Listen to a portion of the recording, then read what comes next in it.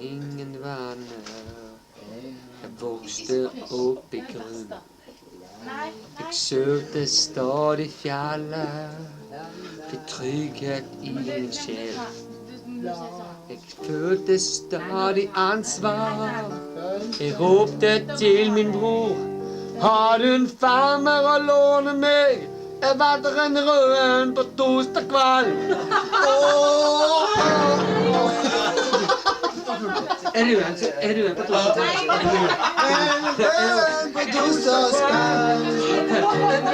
På torsdag kveld.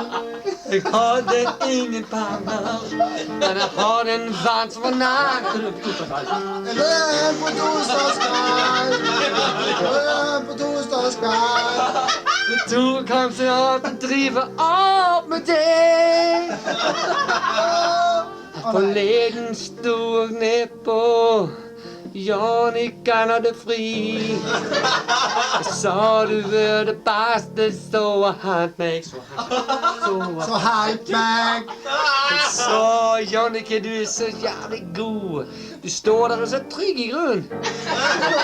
Jeg sa du har fine øyne.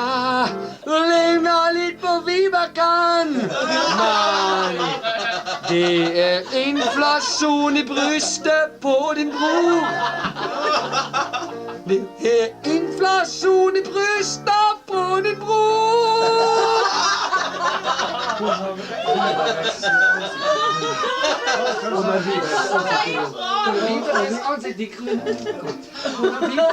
Mona Vibeke sitt ansikt i grunn.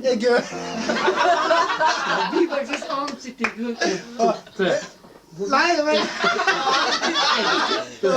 Mona Vibeke sitt ansikt. Hun har Vibekes ansikt i grunn. Hun har Vibekes ansikt i grunn.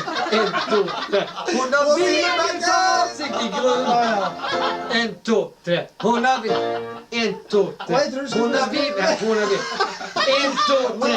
Hun har Vibeke sitt ansikt. Nei. Hun har Vibekes ansikt i grunn. Hun har Vibekes ansikt i grunn.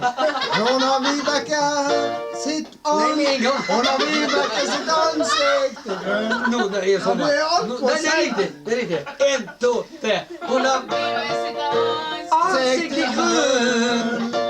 Så kommer det inn på ansikt. 1, 2, 3. Hun har Vibekes. 1, 2, 3. Hun har Vibeke sitt ansikt i grunn. Porsgrunn forsvunn. Solen er ikke det beste du har. Du føler et ansvar som folkets forsvar.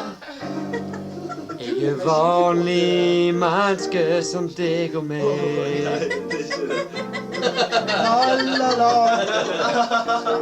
Jeg har født meg opp en egen datter.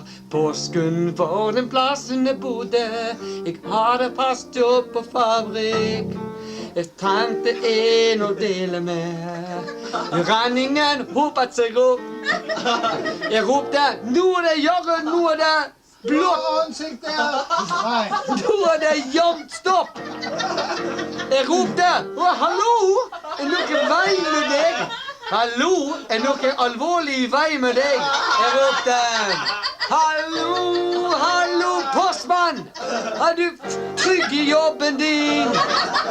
Du trenger en å jobbe med, og svaret står på grunn.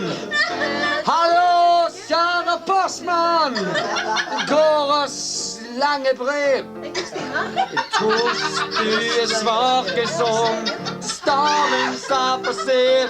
Så, hallo, kjære postmann, en tusen brev. Du kan ikke være redd som en solen sa på sted. Hallo, kjære postmann, som en sol. Som en sol, en svake strå på sted. Stor, kjære postmann og Vibeke. Hvis en farlig med. Er det vanlig trygg du har i ræven?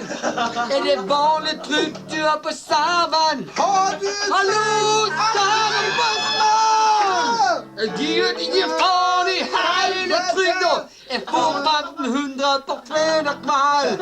Jeg vandrer røde på torsdag kveld. Hallo!